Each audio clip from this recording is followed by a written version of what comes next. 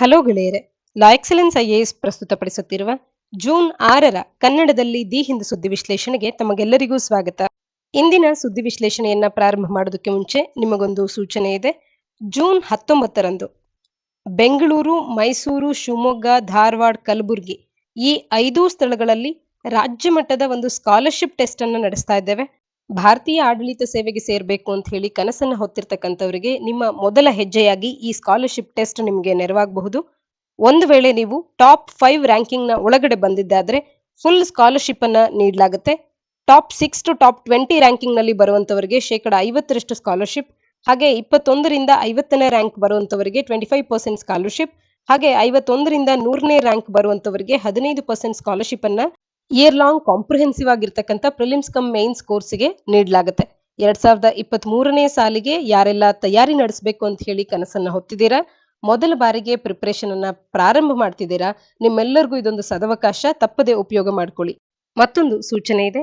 2022ನೇ ಸಾಲಿನ ಅಂದ್ರೆ ನಿನ್ನೆ ಯಾರೆಲ್ಲ ಪ್ರಿಲಿಮ್ಸ್ ಅನ್ನ ಕೊಟ್ಟು ಅದನ್ನ ಕ್ಲಿಯರ್ ಮಾಡುವಂತ ಒಂದು ಹೋಪ್ಸ್ ನಲ್ಲಿದ್ದೀರಾ, ನಿಮಗೆ ಮೇನ್ಸ್ ಟೆಸ್ಟ್ ಸೀರೀಸ್ ಅನ್ನುವಂಥದ್ದು ಪ್ರಾರಂಭ ಆಗ್ತಾ ಇದೆ. ಅರ್ಲಿ ಬಂದವ್ರಿಗೆ ಅರ್ಲಿ ಬರ್ಡ್ ಆಫರ್ಸ್ಗಳು ಕೂಡ ಅವೈಲಬಲ್ ಇದೆ. ಜೂನ್ 11ರಿಂದ ಮೇನ್ಸ್ ಟೆಸ್ಟ್ ಸೀರೀಸ್ ಆಫ್ಲೈನ್ ಮತ್ತು ಆನ್ಲೈನ್ ಎರಡೂ ಮೋಡ್ ನಲ್ಲಿ ಪ್ರಾರಂಭ ಆಗ್ತಾ ಇದೆ. Mains test series cum mentorship ಪ್ರೋಗ್ರಾಮಿನ ಭಾಗವಾಗಬೇಕು ಅಂದ್ರೆ ಈ ಕೆಳಗಿನ ನಂಬರ್ಸ್ ಗಳನ್ನ ಕಾಂಟ್ಯಾಕ್ಟ್ ಮಾಡಿ ಅಥವಾ ಇಲ್ಲಿ ಸ್ಕ್ಯಾನ್ ಮಾಡೋದ್ರ ಮುಖಾಂತರವಾಗಿ ಕೂಡ ನೀವು ಈ ಪ್ರೋಗ್ರಾಮ್ಗೆ ರಿಜಿಸ್ಟರ್ ಆಗಬಹುದಾಗುತ್ತೆ. ಇಂದಿನ ಮೊದಲ article, world's first fishing cat census done in Chilika ಅನ್ನುವಂಥದ್ದು. ಚಿಲಿಕಾ ಲೇಕ್ ನಲ್ಲಿ ಅಲ್ಲಿನ ಆವರಣದಲ್ಲಿ ಈಗ ಮೊದಲ ಬಾರಿಗೆ ಜಗತ್ತಿನ ಫಸ್ಟ್ ಫಿಶಿಂಗ್ ಕ್ಯಾಟ್ ಸೆನ್ಸಸ್ ಅನ್ನುವಂಥದ್ದು ಜರುಗಿರ್ತಕ್ಕಂಥದ್ದನ್ನ ಆರ್ಟಿಕಲ್ ನಮಗೆ ತಿಳಿಸ್ತಾ ಇದೆ. ಆರ್ಟಿಕಲ್ ನ ಹಿನ್ನೆಲೆಯಲ್ಲಿ ಫಿಶಿಂಗ್ ಕ್ಯಾಟ್ ಅಂದ್ರೆ ಏನು ಮತ್ತು ಈ ಸ್ಪೀಸಿಸ್ ನ ಬಗ್ಗೆ ಮಾಹಿತಿಯನ್ನ ತಿಳ್ಕೊಳ್ಳೋಣ, ಹಾಗೆ ಚಿಲಿಕಾ ಲೇಕ್ ನ ಬಗ್ಗೆ ಕೂಡ ಮಾಹಿತಿಯನ್ನ ತಿಳ್ಕೊಳ್ತಾ ಹೋಗೋಣ. ಇತ್ತೀಚಿನ ಅಂದ್ರೆ ನಿನ್ನೆ ನಡೆದಂತ ಪ್ರಿಲಿಮ್ಸ್ ಪ್ರಶ್ನೆಯಲ್ಲಿ ಪ್ರಿಲಿಮ್ಸ್ ಪರೀಕ್ಷೆಯಲ್ಲಿ ಒಂದು ಪ್ರಶ್ನೆಯನ್ನ ಕೇಳಲಾಗಿದೆ.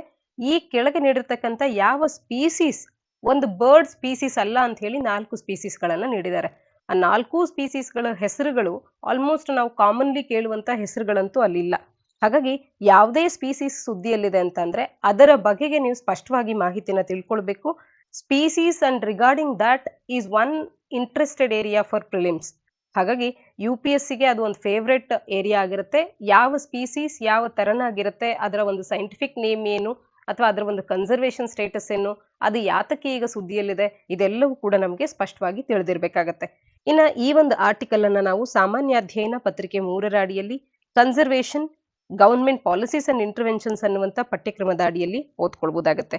ಫಿಶಿಂಗ್ ಕ್ಯಾಟ್ ಅಂದ ತಕ್ಷಣ ನಮಗೆ ಅದು ಹೇಗೆ ಕಾಣುತ್ತೆ ಅಂದ್ರೆ ಈ ರೀತಿ ಇರುವಂತ ಒಂದು ಅನಿಮಲ್, ಈ ಸ್ಪೀಸೀಸ್ ಅನ್ನುವಂಥದ್ದನ್ನ ನಾವು ಮೊದಲಿಗೆ ಗುರುತಿಸೋಣ. ಇದರ ಕುರಿತಂತೆ ಈ ಫಿಶಿಂಗ್ ಕ್ಯಾಟ್ಗೆ ಕುರಿತಂತೆ ಒಂದು ಸೆನ್ಸಸ್ ಅನ್ನುವಂಥದ್ದು ಚಿಲ್ಕಾ ಡೆವಲಪ್ಮೆಂಟ್ ಅಥಾರಿಟಿಯ ಕಡೆಯಿಂದ ಈಗ ಜರುಗಿರ್ತಕ್ಕಂಥದ್ದು. ಚಿಲಿಕಾ ಲೇಕ್ ನಲ್ಲಿ 176 ಫಿಶಿಂಗ್ ಕ್ಯಾಟ್ಸ್ಗಳು ಇವೆ ಅನ್ನುವಂಥದ್ದು ಇದರಿಂದ ನಮಗೆ ತಿಳಿದು ಬಂದಿದೆ.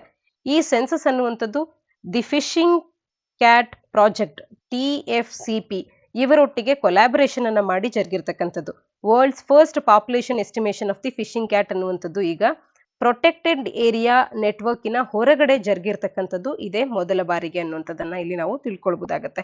ಸ್ಪೇಷಿಯಲಿ explicit capture recapture method SECR method ಅನ್ನ ಬಳಕೆ ಮಾಡಿಕೊಂಡು ಈ ಒಂದು ಸೆನ್ಸಸ್ ಜರುಗಿದೆ. ಯಾವ ಮೆಥಡ್ ಅಂದಾಗ ಸ್ಪೇಷಿಯಲಿ ಎಕ್ಸ್ಪ್ಲಿಸಿಟ್ ಕ್ಯಾಪ್ಚರ್ ರೀಕ್ಯಾಪ್ಚರ್ ಮೆಥಡ್ ಅನ್ನುವಂಥದ್ದು ನಮಗೆ ತಿಳಿದಿರಲಿ. ಈ ಒಂದು ಡೇಟಾವನ್ನ ಅನಲೈಸ್ ಮಾಡ್ಲಿಕ್ಕೆ ಈ ಒಂದು ಮೆಥಡ್ ಅನ್ನ ಬಳಕೆ ಮಾಡ್ಕೊಳ್ಳಲಾಗ್ತದೆ. ಇಲ್ಲಿ density of N animal population ಅನ್ನುವಂಥದ್ದು ಕ್ಯಾಪ್ಚರ್ ರೀಕ್ಯಾಪ್ಚರ್ ಡೇಟಾ ಏನು ಕಲೆಕ್ಟ್ ಆಗಿರುತ್ತೆ, ಇದರಿಂದ ಅರೇ ಆಫ್ ಡಿಟೆಕ್ಟರ್ಸ್ ಗಳನ್ನ ಬಳಕೆ ಮಾಡಿಕೊಂಡು ಏನು ಕ್ಯಾಪ್ಚರ್ ರೀಕ್ಯಾಪ್ಚರ್ ಡೇಟಾವನ್ನ ತಗೊಂಡಿರ್ತಾರೆ, ಈ ಡೇಟಾದಲ್ಲಿ ಇರುವಂತ ಡೆನ್ಸಿಟಿ ಆಫ್ ಎನ್ ಅನಿಮಲ್ ಅನ್ನ ಎಸ್ಟಿಮೇಟ್ ಮಾಡ್ಲಿಕ್ಕೆ ಈ ಮೆಥಡ್ ಅನ್ನ ಬಳಕೆ ಮಾಡ್ಕೊಳ್ಳಲಾಗುತ್ತೆ. ಇನ್ನು ಇದರ ವೈಜ್ಞಾನಿಕ ಹೆಸರು ಏನು ಅಂದಾಗ ಪ್ರಿಯೋನೈಲರಸ್ ವಿವೆರಿನಸ್ ಅನ್ನುವಂಥದ್ದು ಇದರ ಒಂದು ವೈಜ್ಞಾನಿಕ ಹೆಸರು ಆಗಿರುತ್ತೆ. ಇನ್ನ ಇದರ ಡಿಸ್ಕ್ರಿಪ್ಷನ್ ಅನ್ನ ನೋಡೋದಾದ್ರೆ, ಮನೆಯಲ್ಲಿ ಸಾಮಾನ್ಯವಾಗಿ ಏನು ಬೆಕ್ಕನ್ನು ಸಾಕ್ತೇವೆ, ಈ ಬೆಕ್ಕಿನ 2ರಷ್ಟು ಗಾತ್ರವಾಗಿ ಇದು ಇರುತ್ತೆ. Twice the size of a house cat ಈ ಒಂದು ಫಿಶಿಂಗ್ ಕ್ಯಾಟ್ ಅನ್ನುವಂಥದ್ರ ಸೈಜ್ ಇರುತ್ತೆ. ಇದೊಂದು ನಾಕ್ಟರ್ನಲ್ ಅನಿಮಲ್ ಆಗಿರುತ್ತೆ, ಅಂದ್ರೆ ನೈಟ್ ನಲ್ಲಿ ಇದು ಆಕ್ಟಿವ್ ಆಗಿ ಇರುತ್ತೆ. ಹಾಗೇನೆ ಫಿಶ್ ನ ಇದರ ಒಂದು ಪ್ರೇ ಅನ್ನಾಗಿ ಅಂದ್ರೆ ಬೇಟೆಯನ್ನಾಗಿ ಮಾಡ್ಕೊಳ್ಳೋದ್ರ ಜೊತೆಗೆ ಇದು ಫ್ರಾಕ್ಸ್ ಗಳನ್ನು ಕೂಡ ತಿನ್ನುತ್ತೆ, ಕ್ರಸ್ಟೇಷಿಯನ್ಸ್, ಸ್ನೇಕ್ಸ್, ಬರ್ಡ್ಸ್, ಸ್ಕ್ಯಾವೆಂಜರ್ಸ್ ಇವೆಲ್ಲದರ ಮೇಲೂ ಕೂಡ ಇದ್ರ ಫುಡ್ ಹ್ಯಾಬಿಟ್ ಅನ್ನ ಹೊಂದಿರುತ್ತೆ. ಇನ್ನ ಈ ಸ್ಪೀಸೀಸ್ ಅನ್ನುವಂಥದ್ದು ಆಲ್ ಇಯರ್ ರೌಂಡ್ ಅಂದ್ರೆ ವರ್ಷ ಪೂರ್ತಿ ಇದು ಬ್ರೀಡಿಂಗ್ ಅನ್ನ ಮಾಡುವಂಥದ್ದು. ಬ್ರೀಡಿಂಗ್ ಸಮಯ ಯಾವುದು ಅಂದಾಗ ಇಡೀ ವರ್ಷವೂ ಕೂಡ ಇದರ ಬ್ರೀಡಿಂಗಿಗೆ ಸಮಯ ಆಗಿರುತ್ತೆ ಅನ್ನುವಂಥದ್ದು ನಮಗೆ ತಿಳಿದಿರಲಿ. ಹಾಗೇನೆ ಇದರ ಒಂದು ಲೈಫ್ ಸ್ಪ್ಯಾನ್ ನ ಸಂದರ್ಭದಲ್ಲಿ ಅವರ ಒಂದು ಜೀವನದ ಹೆಚ್ಚಿನ ಭಾಗವನ್ನ ವಾಟರ್ ಬಾಡೀಸ್ ಗಳಿಗೆ ಹತ್ತಿರ ಇರುವಂತ ಡೆನ್ಸ್ ವೆಜಿಟೇಷನ್ ಅಲ್ಲಿ ಇವು ಕಳೆಯುವಂಥದ್ದು. ಹಾಗೇನೆ ಇವು ಎಕ್ಸಲೆಂಟ್ ಸ್ವಿಮ್ಮರ್ಸ್ ಕೂಡ ಆಗಿರುತ್ತೆ ಈ ಒಂದು ಸ್ಪೀಸೀಸ್. ಇನ್ನ ಇದರ ಹ್ಯಾಬಿಟ್ಯಾಟ್ ಅನ್ನ ನಾವು ನೋಡೋದಾದ್ರೆ ಇದು ಈಸ್ಟರ್ನ್ ಘಾಟ್ಸ್ ಗಳಲ್ಲಿ ಅದರ ಒಂದು ಪ್ಯಾಚಿ ಡಿಸ್ಟ್ರಿಬ್ಯೂಷನ್ ಅನ್ನ ಕಾಣಬಹುದು. ಈಸ್ಟರ್ನ್ ಘಾಟ್ಸ್ ನಲ್ಲಿ ಹೆಚ್ಚಿನದಾಗಿ ಇರುವಂತದ್ದು. ಅದರಲ್ಲೂ ಕೂಡ ಎಸ್ಚೂರಿನ್ ಫ್ಲಡ್ ಪ್ಲೇನ್ಸ್ ಆಗಿರಬಹುದು, ಹಾಗೆ ಟೈಡಲ್ ಮ್ಯಾಂಗ್ರೋವ್ ಫಾರೆಸ್ಟ್ ಗಳಲ್ಲಿ ಕೂಡ ನಾವು ಇವನ್ನ ಕಾಣಬಹುದು. ಹಾಗೇನೆ ಇನ್ಲ್ಯಾಂಡ್ ಫ್ರೆಶ್ ವಾಟರ್ ಹ್ಯಾಬಿಟ್ಯಾಟ್ಸ್ ಗಳಲ್ಲಿ ಕೂಡ ಕಾಣಬಹುದಾಗುತ್ತೆ. ಹಾಗೆ ವೆಸ್ಟ್ ಬೆಂಗಾಲಿನ ಸುಂದರ್ಬನ್ಸ್ ನಲ್ಲಿ, ಬಾಂಗ್ಲಾದೇಶ್ ನಲ್ಲಿ ಕೂಡ ಈ ಫಿಶಿಂಗ್ ಕ್ಯಾಟ್ಸ್ ಗಳನ್ನ ಕಾಣಬಹುದು. ಚಿಲಿಕಾ ಲಗೂನ್ ನಲ್ಲಿ ಕೂಡ ಈ ಫಿಶಿಂಗ್ ಕ್ಯಾಟ್ಸ್ ಗಳು ಇನ್ಹೆಬಿಟ್ ಆಗಿರ್ತಕ್ಕಂಥದ್ದು ಮತ್ತು ಇದರ ಸರೌಂಡಿಂಗ್ ವೆಟ್ಲ್ಯಾಂಡ್ಸ್ ಗಳಲ್ಲೂ ಕೂಡ ಇದನ್ನ ಕಾಣಬಹುದು. ಕೊರಿಂಗಾ, ಕೃಷ್ಣ ಮ್ಯಾಂಗ್ರೂವ್ಸ್ ಗಳಲ್ಲೂ ಕೂಡ ಆಂಧ್ರ ಪ್ರದೇಶದಲ್ಲಿ ಇವುಗಳ ಸಂಖ್ಯೆಯನ್ನು ನಾವು ಕಾಣಬಹುದಾಗುತ್ತೆ. ಇನ್ನ ಇವುಗಳ ಉಳಿವಿಗೆ ಇರುವಂತ ಥ್ರೆಟ್ಸ್ ಗಳೇನು ಅಂತ ಅಂದ್ರೆ ಹ್ಯಾಬಿಟ್ಯಾಟ್ ಡಿಸ್ಟ್ರಕ್ಷನ್ ಮತ್ತು ಶ್ರಿಂಪ್ ಫಾರ್ಮಿಂಗ್ ಅಂತ ಅಂದ್ರೆ ಇದು mangrove habitat of the fishing cat ಏನಿರುತ್ತೆ ಇದರ ಗ್ರೋಯಿಂಗಿಗೆ ಥ್ರೆಟ್ ಆಗುವಂತದ್ದು ಈ ಶ್ರಿಂಪ್ ಫಾರ್ಮಿಂಗ್ ಆಗುತ್ತೆ. ಇನ್ನ ಹಂಟಿಂಗ್ ಕೂಡ ಒಂದು ಸಮಸ್ಯೆ. ರಿಚುವಲ್ ಪ್ರಾಕ್ಟೀಸಸ್ಗಳು ಅಂದ್ರೆ ಟ್ರೈಬಲ್ ಹಂಟರ್ಸ್ಗಳು ರಿಚುವಲ್ ಹಂಟಿಂಗ್ ಪ್ರಾಕ್ಟೀಸಸ್ ಅನ್ನ ಥ್ರೂಔಟ್ ದಿ ಇಯರ್ ಮಾಡ್ತಾ ಇರ್ತಾರೆ. ಇದು ಕೂಡ ಇದಕ್ಕೊಂದು ಸಮಸ್ಯೆ. ಪೋಚಿಂಗ್ ಕೂಡ ಒಂದು ಸಮಸ್ಯೆ, ಯಾಕೆಂದ್ರೆ ಇದರ ಸ್ಕಿನ್ಗಾಗಿ ಇದನ್ನ ಪೋಚಿಂಗಿಗೆ ಅಕೇಶನಲಿ ಇದು ಪೋಚ್ಡ್ ಆಗುವಂಥದ್ದು. ಇನ್ನ ಪಾಯ್ಸನಿಂಗ್, ಇಂಡಿಸ್ಕ್ರಿಮಿನೇಟ್ ಟ್ರಾಪಿಂಗ್ ಮಾಡುವಂಥದ್ದು, ಸ್ನೇರಿಂಗ್, ಪಾಯ್ಸನಿಂಗ್ ಇವೆಲ್ಲವೂ ಕೂಡ ಈ ಒಂದು ಫಿಶಿಂಗ್ ಕ್ಯಾಟ್ಗೆ ಥ್ರೆಟ್ಸ್ ಗಳಾಗ್ತಾ ಇದೆ. ಇನ್ನ ಇದರ ಪ್ರೊಟೆಕ್ಷನ್ ಸ್ಟೇಟಸ್ ಅನ್ನ ನೋಡೋದಾದ್ರೆ IUCN ರೆಡ್ ಲಿಸ್ಟ್ ನ ಅಡಿಯಲ್ಲಿ ವಲ್ನರಬಲ್ ಅನ್ನುವಂತ ಒಂದು ಸ್ಟೇಟಸ್ ಅನ್ನ ಇದು ಹೊಂದಿದೆ. IUCN ರೆಡ್ ಲಿಸ್ಟ್ ನ ಅಡಿಯಲ್ಲಿ ಈ ಹಿಂದೆ ಇದು ಎಂಡೇಂಜರ್ಡ್ ಅಂತ ಹೇಳಿ ಗುರುತಿಸ್ಕೊಳ್ತಿತ್ತು. ಇತ್ತೀಚೆಗೆ ಇದು ವಲ್ನರಬಲ್ ಅನ್ನುವಂತ ಒಂದು ಸ್ಥಾನವನ್ನ ಪಡ್ಕೊಂಡಿದೆ. ಇನ್ನ ಸೈಟ್ಸ್ ನ ಅಡಿಯಲ್ಲಿ ಅಪೆಂಡಿಕ್ಸ್ 2 ನ ಅಡಿಯಲ್ಲಿ ಇದನ್ನ ಕಾಣಬಹುದಾಗುತ್ತೆ. ಇನ್ನ Indian wild life protection act 1972 ನ ಅಡಿಯಲ್ಲಿ ಶೆಡ್ಯೂಲ್ 1 ನ ಅಡಿಯಲ್ಲಿ ಇದನ್ನ ನಾವು ಕಾಣಬಹುದಾಗುತ್ತೆ. ಈ ರೀತಿ ಕನ್ಸರ್ವೇಷನ್ ಸ್ಟೇಟಸ್ ಅನ್ನುವಂಥದ್ದು ಪ್ರತಿಯೊಂದು ಪ್ರಾಣಿಗೆ ಅಥವಾ ಸ್ಪೀಸೀಸ್ಗೆ ಕುರಿತಂತೆ ನಮಗೆ ತಿಳಿದಿರುವಂತದ್ದು ಒಂದು ಒಳಿತಾದಂಥದ್ದು. ಇನ್ನ 2021ರಲ್ಲಿ ಫಿಶಿಂಗ್ ಕ್ಯಾಟ್ ಕನ್ಸರ್ವೇಷನ್ ಅಲಯನ್ಸ್ ಅನ್ನ ಕೂಡ ಇನಿಷಿಯೇಟ್ ಮಾಡಲಾಗಿತ್ತು. ಇವುಗಳ biogeographical distribution of the fishing cat ಅನ್ನ ಸ್ಟಡಿ ಮಾಡ್ಲಿಕ್ಕೆ ಅಂತ ಹೇಳಿ. ಇದಿಷ್ಟು ಕೂಡ ನಮಗೆ ತಿಳಿದಿರಬೇಕಾದಂತ ಮಾಹಿತಿ. ಆರ್ಟಿಕಲ್ನ ಹಿನ್ನೆಲೆಯಲ್ಲಿ ಒಮ್ಮೆ ನಾವು ಚಿಲ್ಕಾ ಲೇಕ್ ನ ಬಗ್ಗೆ ಕೂಡ ಮಾಹಿತಿಯನ್ನ ತಿಳ್ಕೊಳ್ಳೋದಾದ್ರೆ ಇದು ಭಾರತದ ಈಸ್ಟರ್ನ್ ಕೋಸ್ಟ್ ನಲ್ಲಿರುವಂತ ಒಡಿಸ್ಸಾದ ಕೋಸ್ಟ್ ಲೈನ್ ನಲ್ಲಿ ಬರುವಂತದ್ದೇ ಈ ಚಿಲ್ಕಾ ಲೇಕ್ ಅನ್ನುವಂಥದ್ದು. ಬೇ ಆಫ್ ಬೆಂಗಾಲ್ನ ಪಕ್ಕದಲ್ಲಿ ನಾವು ಇದನ್ನ ಕಾಣಬಹುದು, ಈ ಚಿಲ್ಕಾ ಲೇಕ್ ಅನ್ನ. ಇನ್ನ ಇದು ಏಷ್ಯಾದ ಅತಿ ದೊಡ್ಡ ಮತ್ತು ಜಗತ್ತಿನ 2ನೇ ಅತಿ ದೊಡ್ಡ ಲಗೂನ್ ಅಂತ ಹೇಳಿ ಗುರುತಿಸ್ಕೊಳ್ಳುತ್ತೆ ಈ ಚಿಲ್ಕಾ ಲೇಕ್ ಅನ್ನುವಂಥದ್ದು. ಇನ್ನ 1981ರಲ್ಲಿ ಇದನ್ನ ವೆಟ್ಲ್ಯಾಂಡ್ ಆಫ್ ಇಂಟರ್ನ್ಯಾಷನಲ್ ಇಂಪಾರ್ಟೆನ್ಸ್ ಅಂತ ಹೇಳಿ ಗುರುತಿಸಲಾಯಿತು. ಹಾಗಾಗಿ ರಾಮ್ಸಾರ್ ಸೈಟ್ ಅಂತ ಹೇಳಿ ಇದನ್ನ ನಾವು ಗುರುತಿಸಬಹುದು. ಇದು ಭಾರತದ ಮೊದಲ ರಾಮ್ಸಾರ್ ಸೈಟ್ ಅಂತ ಕರೆಸ್ಕೊಳ್ಳುತ್ತೆ. ಅಂದ್ರೆ ವೆಟ್ಲ್ಯಾಂಡ್ ಆಫ್ ಇಂಟರ್ನ್ಯಾಷನಲ್ ಇಂಪಾರ್ಟೆನ್ಸ್ ಅಂತ ಹೇಳಿ ರಾಮ್ಸಾರ್ ಕನ್ವೆನ್ಷನ್ ಅಡಿಯಲ್ಲಿ ಇದನ್ನ 1981ರಲ್ಲಿ ಗುರುತಿಸಲಾಯಿತು. ಇನ್ನ ಇದರ ಮುಖ್ಯವಾದಂತ ಒಂದು ಅಟ್ರಾಕ್ಷನ್ ಏನು ಅಂತ ಅಂದ್ರೆ ಇರ್ರವಡ್ಡಿ ಡಾಲ್ಫಿನ್ಸ್ ಗಳು ಈ ಒಂದು ಲೇಕ್ ನಲ್ಲಿ ಹೆಚ್ಚಿನದಾಗಿ ಪ್ರಾಮುಖ್ಯತೆಯನ್ನು ಪಡ್ಕೊಳ್ಳುವಂತ ಒಂದು ಸ್ಪೀಸೀಸ್ ಆಗುತ್ತೆ. ಇವುಗಳನ್ನ ಹೆಚ್ಚಿನದಾಗಿ ಈ ಲೇಕ್ ನ ಜಾಗದಲ್ಲಿ ಸಾತಪಾದ ಐಲ್ಯಾಂಡ್ ನಲ್ಲಿ ನಾವು ಕಾಣಬಹುದಾಗುತ್ತೆ. ಇನ್ನ ಇಲ್ಲಿ ನಾಲಬಾನಾ ಐಲ್ಯಾಂಡ್ ಅನ್ನುವಂತ ಒಂದು ಐಲ್ಯಾಂಡ್ ಕೂಡ ಇದು ಲಾರ್ಜ್ ಆಗಿ ಇರುವಂತದ್ದು. ಅಲ್ಲಿ ಒಂದು ಬರ್ಡ್ ಸ್ಯಾಂಚುರಿ ಕೂಡ 1987ರಲ್ಲಿ ಸ್ಥಾಪನೆ ಆಗಿರ್ತಕ್ಕಂಥದ್ದು. ಕಾಲಿಜಾಯಿ ಟೆಂಪಲ್ ಅನ್ನುವಂಥದ್ದು ಕೂಡ ಚಿಲಿಕಾ ಲೇಕ್ ನ ಮೇಲೆ ಲೊಕೇಟ್ ಆಗಿರ್ತಕ್ಕಂಥದ್ದು. ಇದಿಷ್ಟು ಚಿಲಿಕಾ ಲೇಕ್ ನ ಬಗ್ಗೆ ಮಾಹಿತಿ. ಆರ್ಟಿಕಲ್ ನ ಹಿನ್ನೆಲೆಯಲ್ಲಿ ಇದೇ ಒಡಿಸ್ಸಾ ಕೋಸ್ಟಿನ ಗಹಿರ್ಮಾತಾ ಬೀಚ್ ನಲ್ಲಿ ಯಾವ ಒಂದು ಸ್ಪೀಸೀಸ್ ಅನ್ನುವಂಥದ್ದು ಗಹಿರ್ಮಾತಾ ಬೀಚ್ ನಲ್ಲಿ ಹೆಚ್ಚಿನ ಪ್ರಾಮುಖ್ಯತೆಯನ್ನು ಪಡ್ಕೊಂಡಿದೆ, ಅಂದ್ರೆ ನೆಸ್ಟಿಂಗ್ ಗ್ರೌಂಡ್ ಆಗಿ ಗಹಿರ್ಮಾತವನ್ನ ಹೆಚ್ಚಿನದಾಗಿ ಬಳಕೆ ಮಾಡ್ಕೊಳ್ಳುವಂತ ಒಂದು ಸ್ಪೀಸೀಸ್ ಯಾವುದು ಸುದ್ದಿಯಲ್ಲಿರುವಂತದ್ದು ಅನ್ನುವಂಥದ್ದನ್ನ ತಪ್ಪದೆ ನೀವು ಕಮೆಂಟ್ ಸೆಕ್ಷನ್ ಅಲ್ಲಿ ಕಮೆಂಟ್ ಮಾಡಿ ತಿಳಿಸಿ. ಮುಂದಿನ article the status of eVTOL a soon to be reality ಅನ್ನುವಂಥದ್ದು. ಇದನ್ನ ಸಾಮಾನ್ಯ ಅಧ್ಯಯನ ಪತ್ರಿಕೆ 3ರ ಅಡಿಯಲ್ಲಿ, IT ಅಂಡ್ ಕಂಪ್ಯೂಟರ್ಸ್ ಅನ್ನುವಂಥ ಪಠ್ಯಕ್ರಮದ ಅಡಿಯಲ್ಲಿ, ಹಾಗೆ ಸೈಂಟಿಫಿಕ್ ಇನೋವೇಷನ್ಸ್ ಅಂಡ್ ಡಿಸ್ಕವರೀಸ್ ಅನ್ನುವಂಥ ಪಠ್ಯಕ್ರಮದ ಅಡಿಯಲ್ಲಿ ಓದ್ಕೊಳ್ಬಹುದಾಗತ್ತೆ. ಸದ್ಯಕ್ಕೆ ಇತ್ತೀಚೆಗೆ ಭಾರತ ಸರ್ಕಾರವು ಮ್ಯಾನುಫ್ಯಾಕ್ಚರರ್ಸ್ ಗಳನ್ನ ಇನ್ವೈಟ್ ಮಾಡ್ತಾ ಇದೆ. ಯಾವುದಕ್ಕೆ?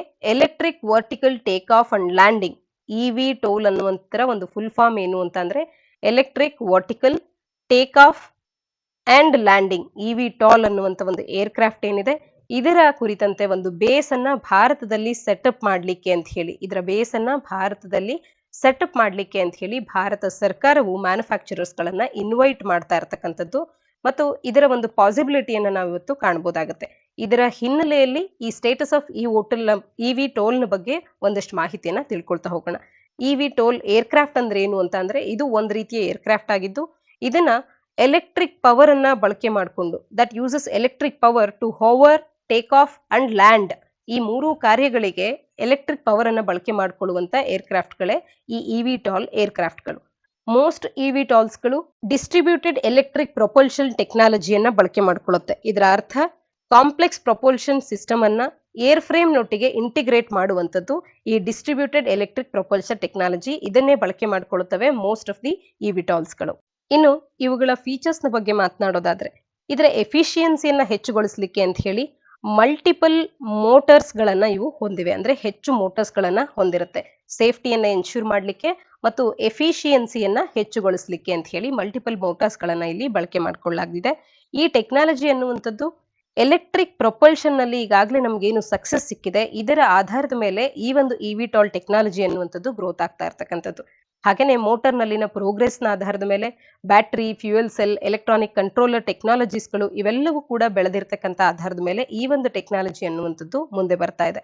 ಇನ್ನ eVTOL ಅನ್ನುವಂಥದ್ದು ಒನ್ ಆಫ್ ದಿ ಹೊಸ ಟೆಕ್ನಾಲಜೀಸ್ಗಳು ಮತ್ತು ಏರೋಸ್ಪೇಸ್ ಇಂಡಸ್ಟ್ರಿಯಲ್ಲಿ ಬರ್ತಿರ್ತಕ್ಕಂಥ ಹೊಸ ರೀತಿಯ ಅಭಿವೃದ್ಧಿ, ಹೊಸ ರೀತಿಯ ತಂತ್ರಜ್ಞಾನಗಳಲ್ಲಿ ಇದು ಕೂಡ ನ್ಯೂವರ್ ಅಂತಾನೆ ಗುರುತಿಸ್ಕೊಳ್ಳುತ್ತೆ. ಹಾಗೇನೆ ಎಸ್ಟಿಮೇಟೆಡ್ 250 eVTOL ಕಾನ್ಸೆಪ್ಟ್ಸ್ ಅನ್ನುವಂಥದ್ದು ಮತ್ತು ಅದಕ್ಕಿಂತ ಹೆಚ್ಚಿನದಾಗಿರುವಂತಹ ಕಾನ್ಸೆಪ್ಟ್ಸ್ಗಳು ಇವತ್ತು ಫೈನ್ ಟ್ಯೂನ್ ಆಗ್ತಾ ಇದೆ. ಇವೆಲ್ಲವೂ ಸೇರಿ ಅರ್ಬನ್ ಏರ್ ಮೊಬಿಲಿಟಿ ಅನ್ನುವಂಥ ಒಂದು ಕಾನ್ಸೆಪ್ಟ್ ಏನಿದೆ ಇದನ್ನ ಅಲೈವ್ ಆಗಿ ತರೋದಕ್ಕೆ ಕಾರ್ಯ ಮಾಡ್ತಾ ಇದ್ದಾವೆ. ಸಮ್ ಆಫ್ ದೋಸ್ ಏನು ಅಂತ ಅಂದ್ರೆ ಮಲ್ಟಿ ರೋಟರ್ಸ್ ಗಳನ್ನ ಬಳಕೆ ಮಾಡುವಂಥದ್ದು, ಫಿಕ್ಸ್ಡ್ ವಿಂಗ್, ಟಿಲ್ಟ್ ವಿಂಗ್ ಕಾನ್ಸೆಪ್ಟ್ಸ್ಗಳು ಇವೆಲ್ಲವೂ ಕೂಡ ಈ ಒಂದು eVTOLನ ಕಾನ್ಸೆಪ್ಟ್ಸ್ ಗಳಾಗಿರ್ತಕ್ಕಂಥದ್ದು.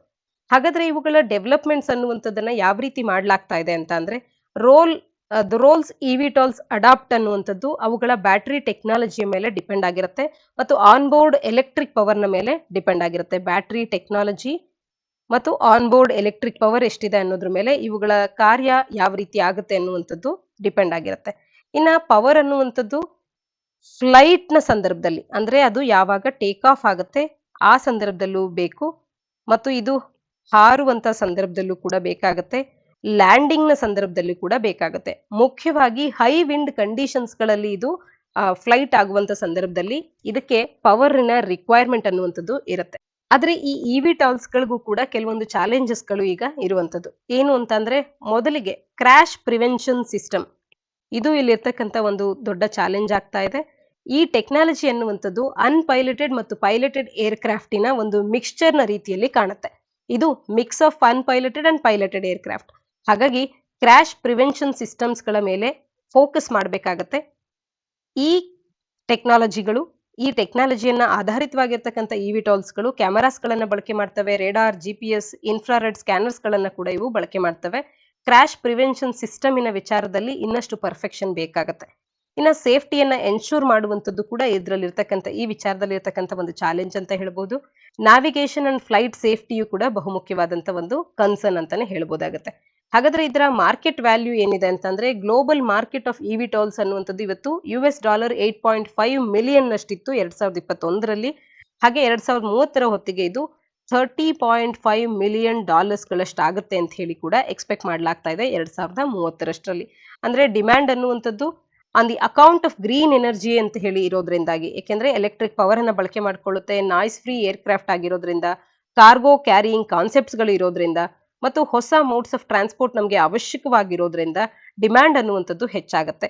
ಹಾಗೇನೆ ಈ UAM ಮಾರ್ಕೆಟ್ ಅನ್ನುವಂಥದ್ದು ಕೂಡ compound annual growth rate of 25% ನಷ್ಟು ಬೆಳಿಬಹುದು ಅಂತ ಹೇಳಿ ಎಕ್ಸ್ಪೆಕ್ಟ್ ಮಾಡ್ಲಾಗ್ತಾ ಇದೆ 2018ರಿಂದ 2025ರವರೆಗೆ ಅಂತ ಹೇಳಿ. ಇದಿಷ್ಟು eVTOLs ಗಳ ಬಗ್ಗೆ ಮಾಹಿತಿ. eVTOL ಅಂದಾಕ್ಷಣ ನಮಗೆ ಇದರ ನೆನಪಾಗಬೇಕು. ಇದರ ಫುಲ್ ಫಾರ್ಮ್ ಅಂದ್ರೆ electric vertical take off and landing ಅಂತ ಹೇಳಿ. ಇದು ಹೊಸ ರೀತಿಯ ಒಂದು ಎಲೆಕ್ಟ್ರಿಕ್ ಏರ್ಕ್ರಾಫ್ಟ್ ಆಗಿದ್ದು ಇದರ ಟೇಕ್ ಆಫ್, ಫ್ಲೈಟ್ ಮತ್ತು ಲ್ಯಾಂಡ್ ಆಗುವಂತ ಸಂದರ್ಭದಲ್ಲಿ ಎಲೆಕ್ಟ್ರಿಕ್ ಪವರ್ ಅನ್ನ ಇದು ಬಳಕೆ ಮಾಡ್ಕೊಳ್ಳುತ್ತೆ. ಇದರದ್ದೇ ಆದಂತ ಚಾಲೆಂಜಸ್ ಗಳು, ಕನ್ಸರ್ನ್ಸ್ ಗಳು ಕೂಡ ಇದೆ. ಆದ್ರೂ ಕೂಡ ಹೊಸ methods of modes of transport ನಮಗೆ ಬೇಕು, ನಾಯ್ಸ್ ಲೆಸ್ ಆಗಿರುವಂತದ್ದು ಬೇಕು ಮತ್ತು ಗ್ರೀನ್ ಎನರ್ಜಿಗೆ ಸಪೋರ್ಟಿವ್ ಆಗುವಂತದ್ದು ಬೇಕು. ಹಾಗಾಗಿ ಇದಕ್ಕೆ ಹೆಚ್ಚಿನ ಮಾರ್ಕೆಟ್ ಮುಂಬರುವಂತ ದಿನಗಳಲ್ಲಿ ಇರಬಹುದು. ಇದೆಲ್ಲದರ ಹಿನ್ನೆಲೆಯಲ್ಲಿ ಭಾರತದಲ್ಲಿ ಇದರ ಒಂದು ಮ್ಯಾನುಫ್ಯಾಕ್ಚರ್ ಆಗುವಂತೆ ಇದರ ಬೇಸಸ್ ಗಳನ್ನ ಸೆಟಪ್ ಮಾಡ್ಲಿಕ್ಕೆ ಅಂತ ಹೇಳಿ ಇನ್ವೈಟ್ ಮಾಡೋದಕ್ಕೆ ಈಗ ಭಾರತ ಸರ್ಕಾರ ಫಾರಿನ್ ಮ್ಯಾನುಫ್ಯಾಕ್ಚರರ್ಸ್ ಗಳನ್ನ ಇನ್ವೈಟ್ ಮಾಡುತ್ತಿರೋದನ್ನ ನಾವು ಕಾಣಬಹುದಾಗುತ್ತೆ. ಮುಂದಿನ article, Pakistan set to raise defence spending by 6% ಅನ್ನುವಂಥದ್ದು. ಪಾಕಿಸ್ತಾನವು ತನ್ನ ಡಿಫೆನ್ಸ್ ಖರ್ಚನ್ನ ಮುಂದಿನ ದಿನಗಳಲ್ಲಿ ಆಲ್ಮೋಸ್ಟ್ 6% ಹೆಚ್ಚುಗೊಳಿಸುವುದನ್ನ ಆರ್ಟಿಕಲ್ ನಮಗೆ ತಿಳಿಸ್ತಾ ಇರ್ತಕ್ಕಂಥದ್ದು. ಇದನ್ನ ಸಾಮಾನ್ಯ ಅಧ್ಯಯನ ಪತ್ರಿಕೆ 2ರ ಅಡಿಯಲ್ಲಿ, ಇಂಡಿಯಾ ಅಂಡ್ ಇಟ್ಸ್ ನೈಬರ್ಹುಡ್ ಅನ್ನುವಂಥ ಪಠ್ಯಕ್ರಮದ ಅಡಿಯಲ್ಲಿ, ಹಾಗೆ ಪತ್ರಿಕೆ 3ರ ಅಡಿಯಲ್ಲಿ security challenges and their management in border areas ಅನ್ನುವಂಥ ಪಠ್ಯಕ್ರಮದ ಅಡಿಯಲ್ಲಿ ಓದ್ಕೊಳ್ಬಹುದಾಗುತ್ತೆ. ಪಾಕಿಸ್ತಾನವು ಪ್ರಸಕ್ತ ಸಾಲಿನಲ್ಲಿ 1.453 ಟ್ರಿಲಿಯನ್ ನಷ್ಟು ಹಣವನ್ನ ಸೆಕ್ಯೂರಿಟಿಗೆ ಅಂದ್ರೆ ಡಿಫೆನ್ಸ್ಗೆ ಅಂತ ಹೇಳಿ ಮೀಸಲಿಡ್ತಾ ಇರ್ತಕ್ಕಂಥದ್ದು. ಇದು $7.6 ಬಿಲಿಯನ್ ಗಳಷ್ಟಾಗುತ್ತೆ ಡಾಲರ್ನ ರೂಪದಲ್ಲಿ. ಈ ಹಿಂದಿನ ಸಾಲಿನಲ್ಲಿ ಏನು ಬಜೆಟ್ ಅನ್ನ ಅಲೋಕೇಟ್ ಮಾಡಲಾಗಿತ್ತು ಅದು 1.37 ಟ್ರಿಲಿಯನ್ ನಷ್ಟಾಗಿತ್ತು.